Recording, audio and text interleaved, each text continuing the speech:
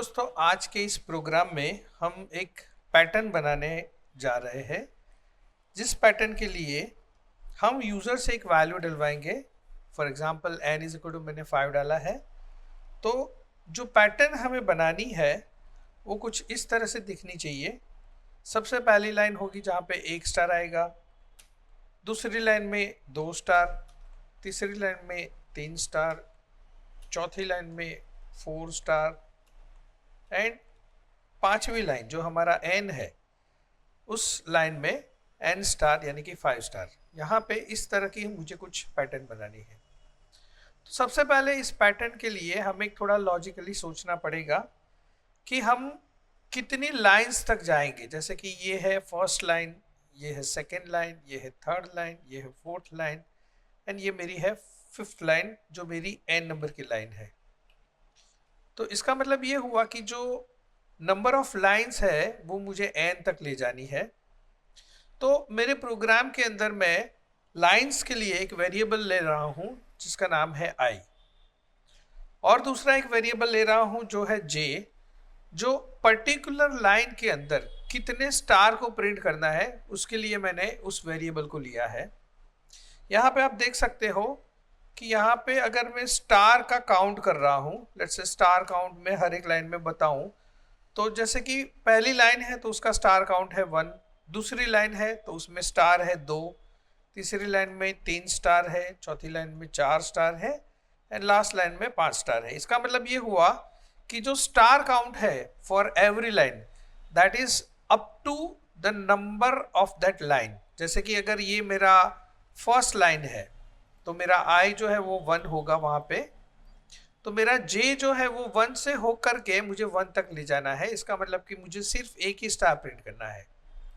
लेकिन अगर मैं सेकेंड लाइन की बात करूँ तो मेरा j जो है वो 1 से शुरू होकर मुझे 2 तक ले जाना है, यानी कि जो i का वैल्यू है वहाँ तक ले जाना है।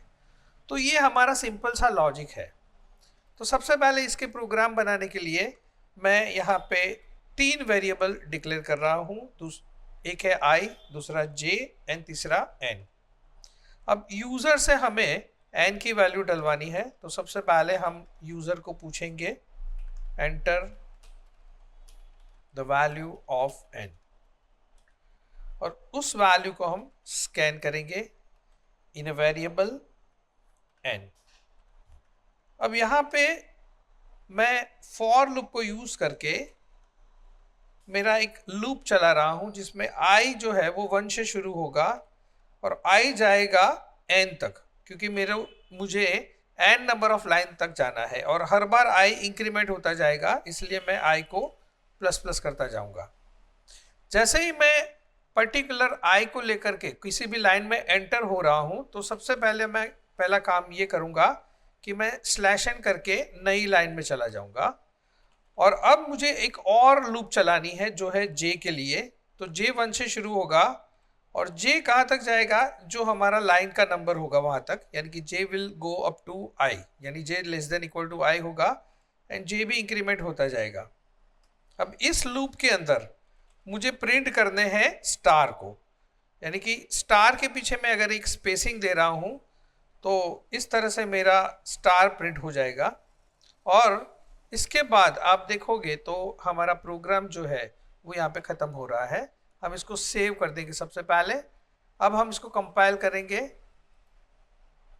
अगर सपोज मैंने n का वैल्यू डाला है 5 तो आप देख सकते हो कि मुझे लास्ट लाइन में 5 स्टार तक वहाँ पे प्रिंट होके दिख रहा है। यहाँ पे आप अगर अपने स्टार को थोड़ा अंदर की साइड प्रिंट करवाना चाहते हो तो यहाँ पे हम /t डाल देंगे। अगर मैंने 2 बार /t डाल दिया इसका मतलब ये हुआ कि वो 2 टैब को छोड़ देगा।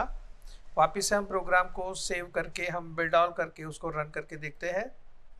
चलिए इस बार मैंने वैल्यू डाली है n की 7, तो आप देख सकते हो कि जो लास्ट लाइन है उसमें 7 स्टार तक प्रिंट होंगे।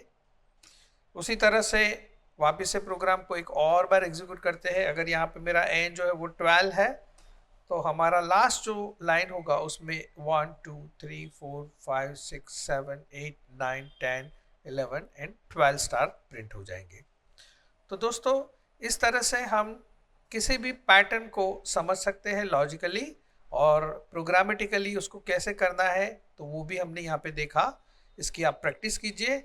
I will go for a next session. तो आगे और भी हम प्रोग्राम करते जाएंगे। Thank you very much.